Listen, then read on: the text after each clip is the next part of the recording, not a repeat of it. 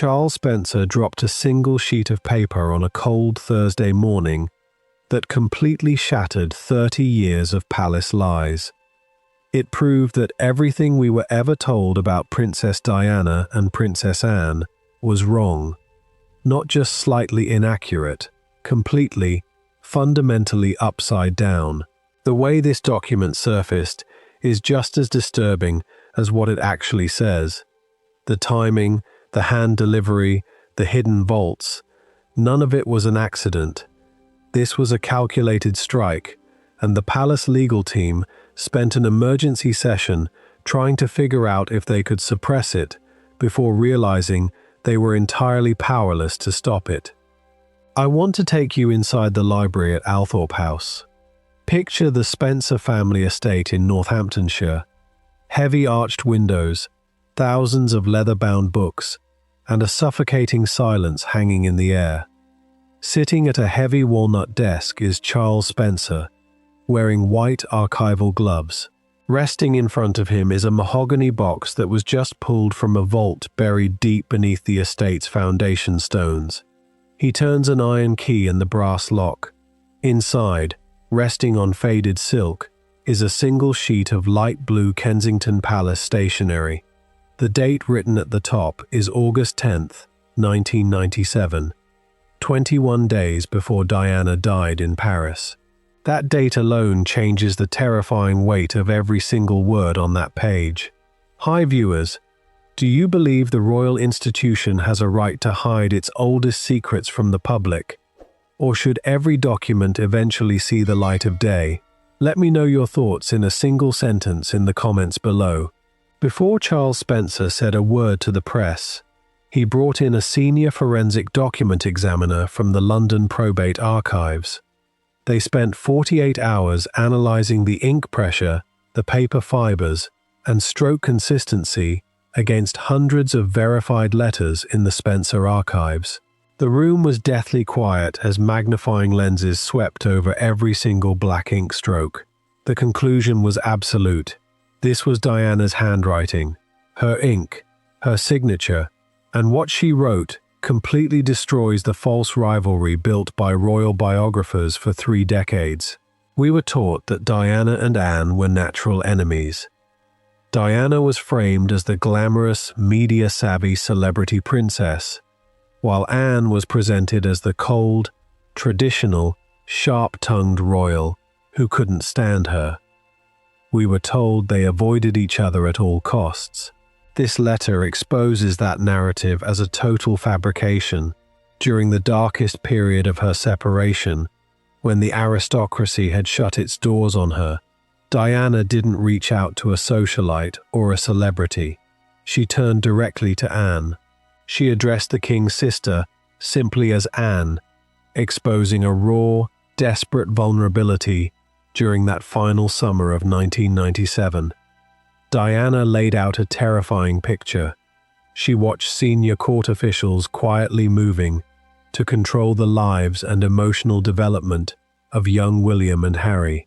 She knew the institutional machine was closing in, and looking around at the entire Windsor household, she realized Anne was the only person with the raw courage to stand up to the bureaucracy and protect her children. The logistics behind this letter revealed just how paranoid Diana had become, and with good reason. She knew her mail at Kensington Palace was being monitored. She knew official channels were compromised. The central palace switchboard was logging every call, and domestic staff were reporting every visitor to the central household. She was operating inside a gilded cage where every line of communication was watched. So she used an informal secret postal network trusted by the aristocracy. She handed the envelope to her most trusted driver with strict orders. He drove directly to Gatcombe Park, Anne's private estate in Gloucestershire, and handed it directly to Anne's head groom inside the quiet safety of the equestrian stables. The palace screening machinery never saw it coming. It bypassed the courtiers entirely and went straight into Anne's hands. When Charles Spencer's legal team sent a high-resolution copy to Clarence House as a courtesy, panic tore through Buckingham Palace. Senior solicitors pulled emergency overnight shifts, studying the 1993 Royal Trust Acts, desperate for a legal angle to block publication. They found nothing. Because the document was found in a private vault at Althorp and written to a private individual, the Crown had zero authority to seize or suppress it. The Official Secrets Act couldn't touch it. The palace lawyers had to make the ultimate call to the king's inner circle. There is nothing we can do. The truth is coming out. As the digital copies began circulating among senior officials that morning, the sheer scope of the institutional panic became clear.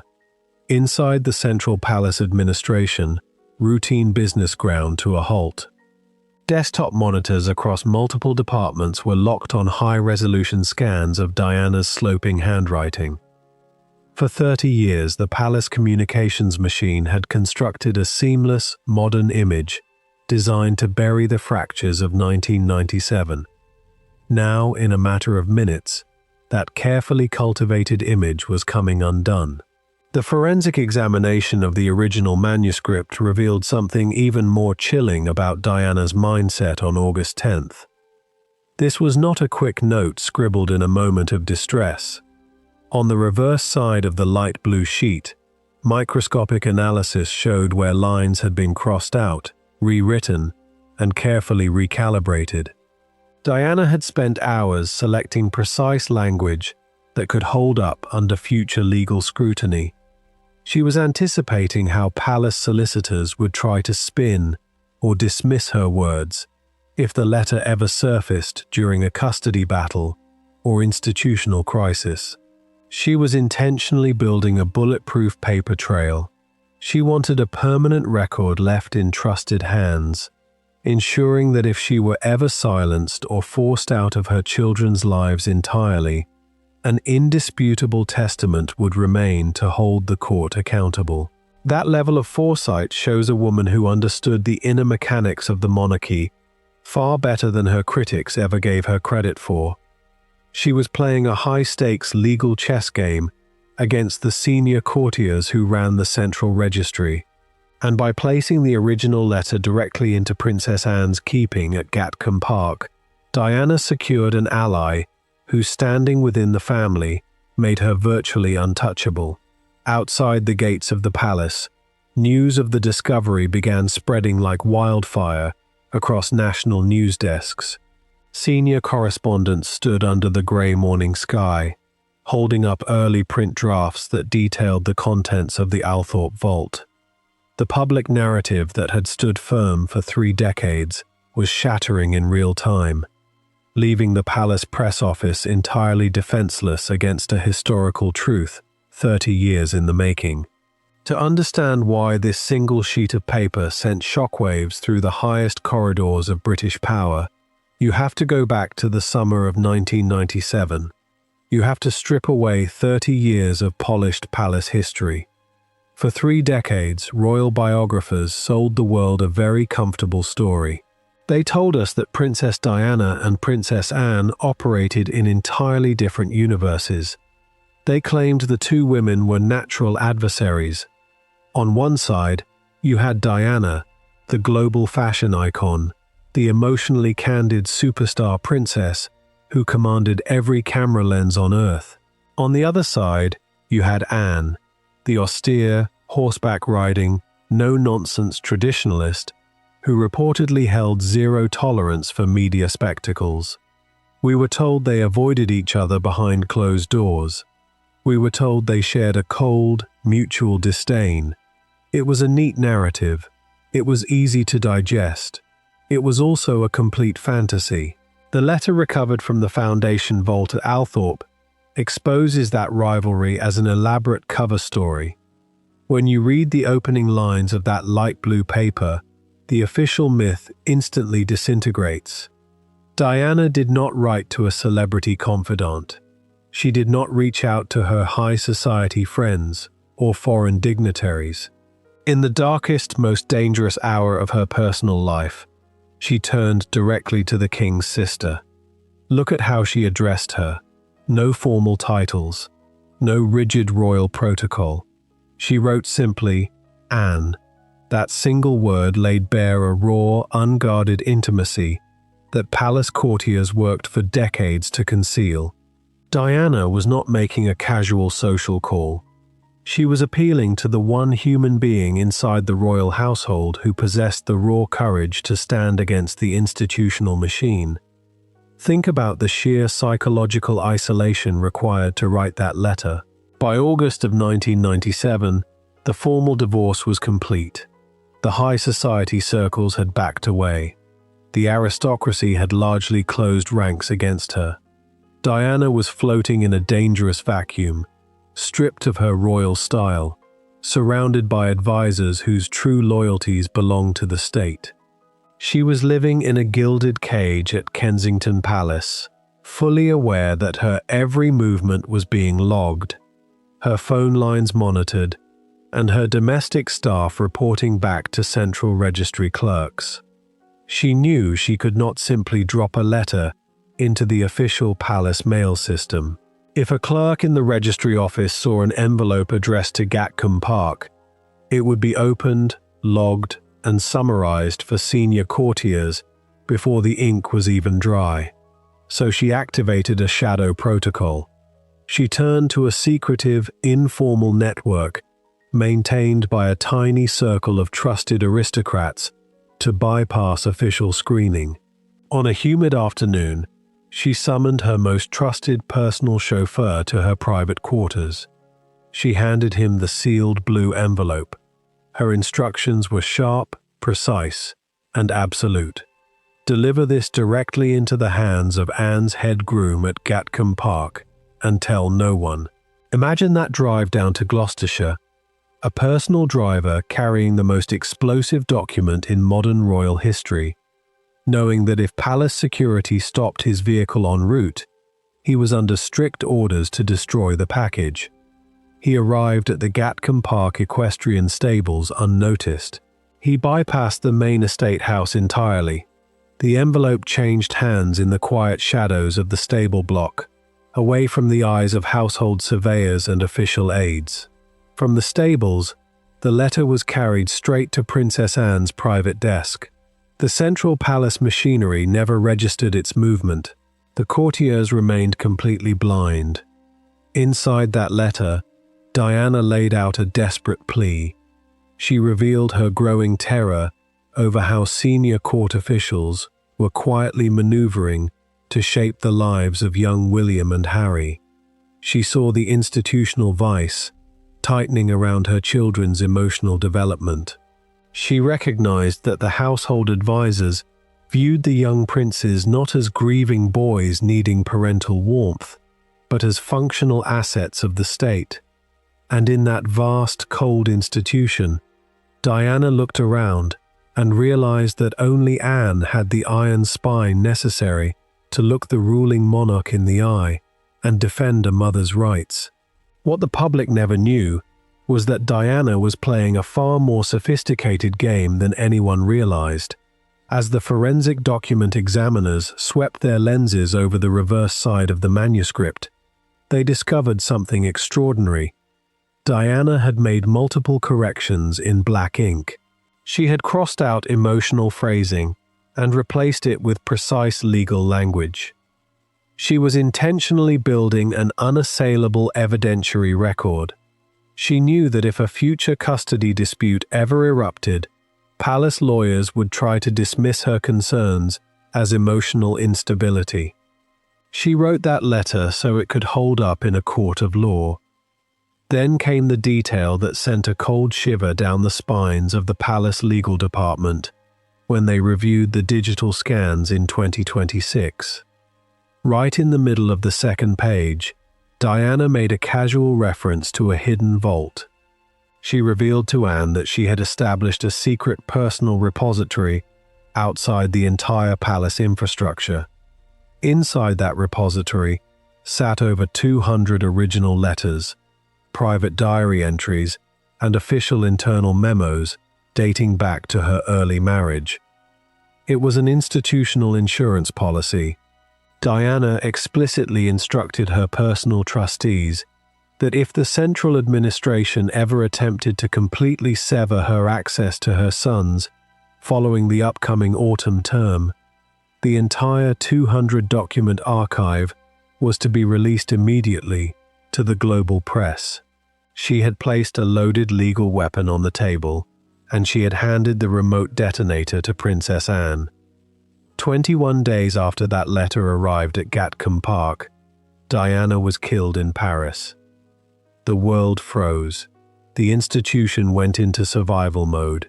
And inside her private study in Gloucestershire, Princess Anne walked over to her wall, opened a fireproof military-grade safe hidden behind layers of land titles, placed Diana's letter inside, and turned the lock. For 30 years, as the tabloids speculated, as memoirs were sold, and as royal experts traded in false rumors, Anne kept that vault closed. She absorbed the full weight of Diana's final testament in total unbroken silence. Now, consider what Diana actually discovered in that registry office, just 48 hours before she picked up her pen on August 10th. This was not a vague feeling of unease. It was a concrete administrative blueprint. Through an insider source within the Palace Registry Office, Diana obtained a confidential draft outlining a radical restructuring of her daily operations. The document detailed a coordinated plan to systematically scale down her personal protection detail to a bare minimum. The stated justification on paper was routine budgetary alignment following her divorce. The true objective was far more calculated. It was an administrative trap. By stripping away her state-provided security apparatus, the central household sought to create a vacuum of vulnerability. They wanted to force her into a corner where she would be compelled to surrender her independent media operations and retreat from public life altogether. They were using administrative pressure as a weapon of institutional control. But the security reduction was only the first phase of the plan. The leaked registry file contained an even more aggressive legal strategy. Senior solicitors advising the central household were preparing to invoke an ancient, obscure clause within the Royal Marriages Act of 1772.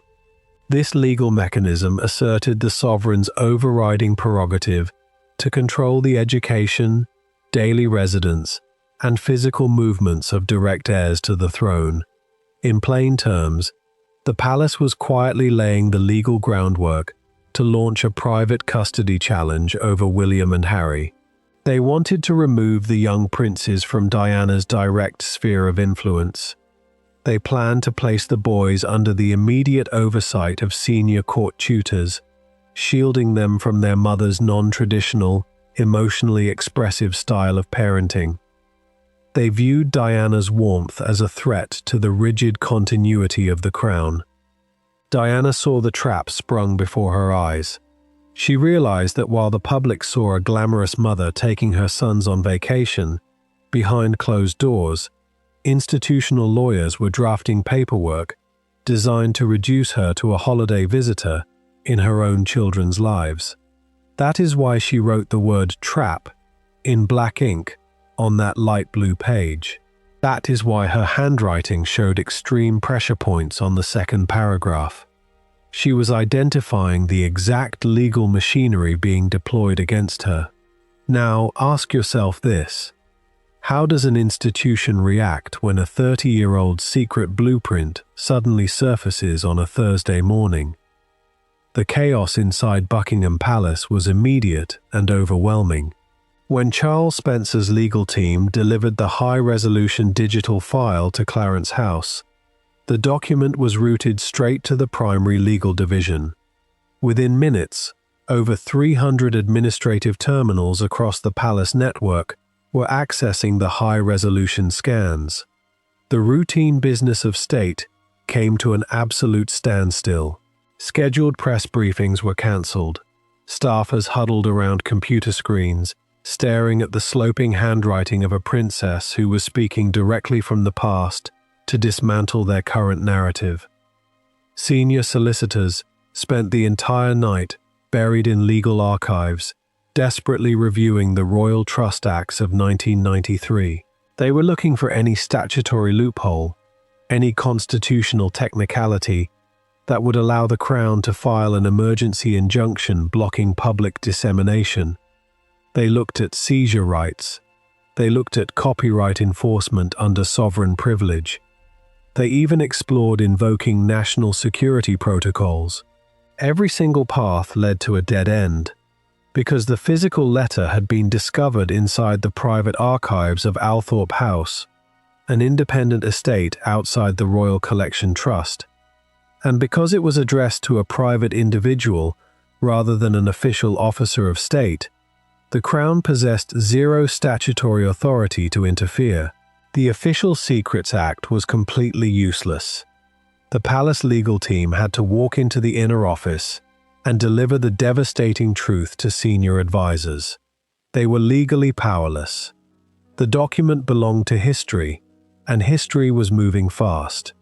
While lawyers panicked in London, a second front was opening up in Fleet Street. Intelligence teams advising the king began working frantically to track down the secret repository Diana had referenced in her letter. They launched an urgent audit of Spencer family property holdings, offshore trusts, and secure vault leases from the late 1990s.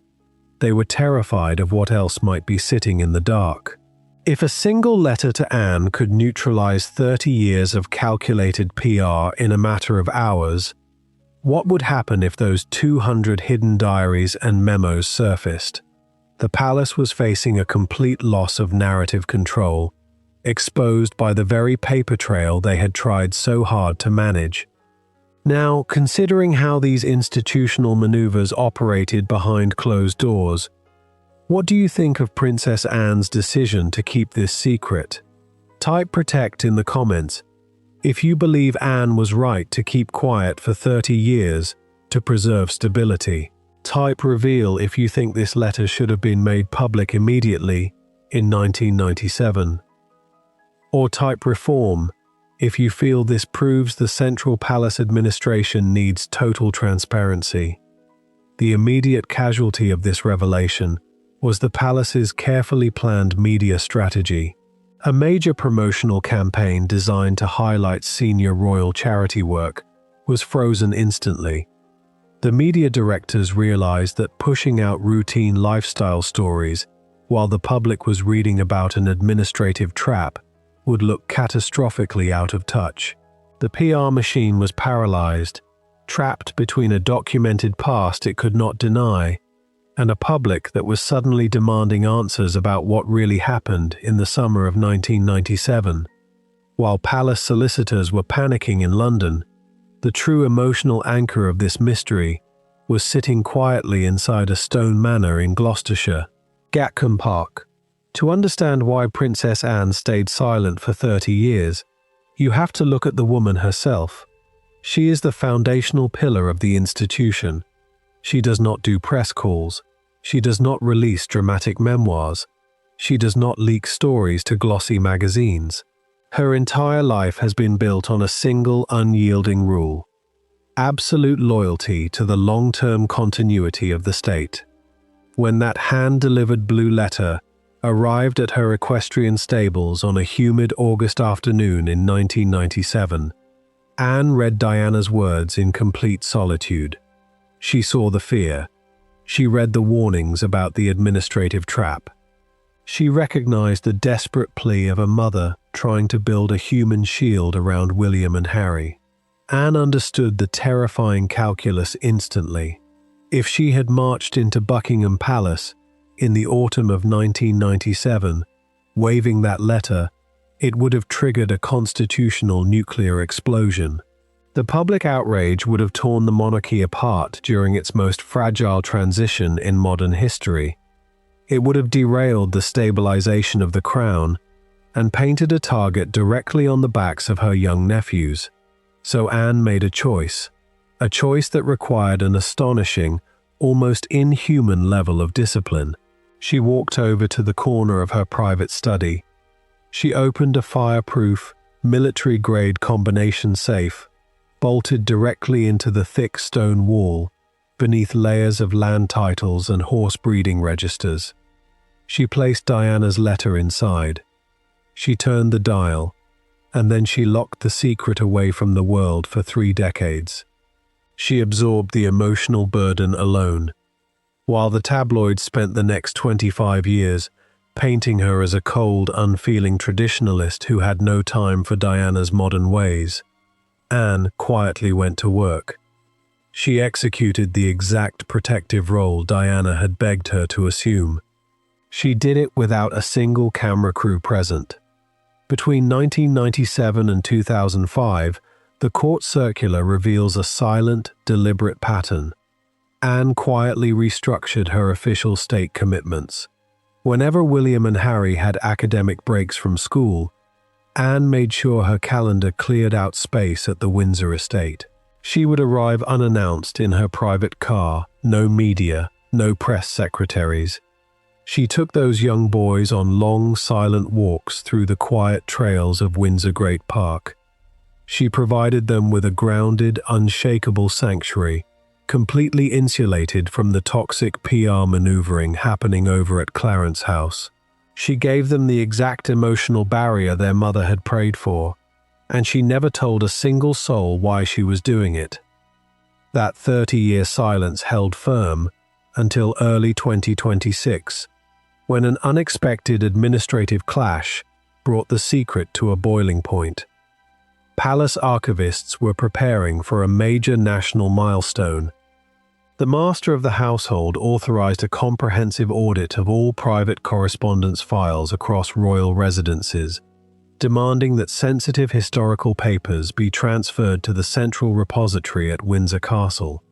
They wanted control over the narrative. They wanted everything locked away under the strict privacy rules of the state. Clerks arrived at Gatcombe Park, demanding access to Princess Anne's study. They expected her to sign over the contents of her private safe. Anne looked at the central registry clerks and shut the door in their faces. She informed them in no uncertain terms that her private safe contained personal family correspondence entirely separate from state workflow. She refused to yield the keys. When palace solicitors tried to pressure her, citing institutional precedent, Anne stood her ground with icy restraint. The lawyers realized they were completely cornered. You do not drag the late Queen's only daughter into a public court battle over her private inheritance papers without inflicting catastrophic damage on the crown. The central administration was forced to back off. Shortly after that audit standoff, Earl Spencer traveled to Gloucestershire in absolute secrecy. He met with Princess Anne inside her private study at Gatcombe Park. He informed her that his legal team had independently verified the duplicate manuscript found in the Althorp Foundation vault. He told her that history demanded the truth be made public to correct 30 years of lies. Anne listened in complete silence, leaning her hands against her roll-top desk. She knew the moment had arrived. She gave her quiet, formal endorsement to proceed. She recognized that trying to hide the duplicate letter any longer would look like a desperate palace cover-up. That afternoon, the combination safe was opened. Personal solicitors cross-referenced the 2 documents. The light blue stationery matched down to the microscopic fiber. The secret was out. If you are finding this breakdown insightful, share this video with fellow history and royal enthusiasts to spread the truth behind these hidden records. By 4 p.m. on Friday afternoon, the final administrative stamp was logged into the digital database at the London High Court Probate Registry. Encrypted National Archive codes were placed over the file. The light blue Kensington Palace stationery from August 10, 1997, is now permanently catalogued as an official artifact of state history. It is preserved in a climate-controlled vault, safe from any future attempts at institutional censorship or administrative modification. The institutional damage to the modern court structure is total. For 30 years, the palace PR machinery spent millions projecting an image of streamlined modern continuity, blaming the chaos of the 1990s on the tragic breakdown of a single private marriage. That corporate narrative has now been utterly destroyed. The revelation of a secret protective alliance between Diana and Anne exposes the central administration as a cold, calculating machine that prioritized institutional control over human compassion. When the news broke, public sympathy surged toward Princess Anne. Polling numbers hit unprecedented levels, with over 80% of the public praising her silent 3-decade vigil to protect her nephews. Meanwhile, panic paralyzed the communications apparatus at Clarence House. A planned multi-million-pound media blitz designed to highlight Queen Camilla's upcoming state appearances was abruptly cancelled. Senior directors realized that publishing routine lifestyle updates while the world was reading about Diana's frantic warnings of an administrative trap would look impossibly tone-deaf. The schedule was frozen. The assets were locked back in the PR vault until the cultural storm passed. Then came the defining rift inside the family itself. A tense 20-minute phone call took place, awarding the King's senior advisors at Clarence House and Prince William's private office at Adelaide Cottage. Palace strategists desperately wanted to release a joint family statement. They wanted to frame Diana's letter as an unfortunate relic of a bygone era, claiming the family had long since moved past those old administrative tensions. They asked William to put his name on the statement. William refused. He flatly rejected the palace script. He informed his father's private secretary that he would never allow his team to participate in a PR campaign meant to minimize or spin his mother's final words.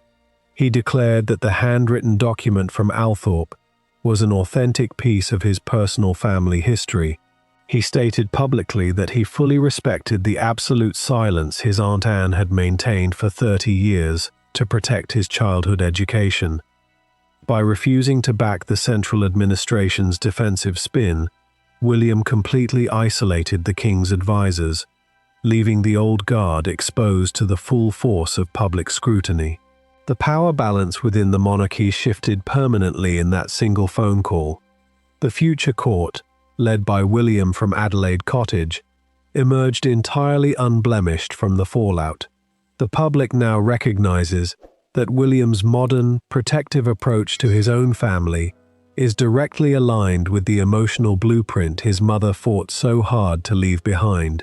As night fell over London, thousands of people gathered outside the iron railings of Buckingham Palace. They stood in quiet reverence, holding evening editions featuring front-page replicas of Diana's sloping handwriting. The old guard of court advisors has been forced into retreat. Princess Anne, the woman painted for decades as cold and aloof, stands revealed as the ultimate guardian who sacrificed her own public image to keep a sacred promise. A single sheet of paper, buried beneath the foundation stones of Althorp House, did not just add a minor footnote to royal history. It completely rewrote the story we thought we knew.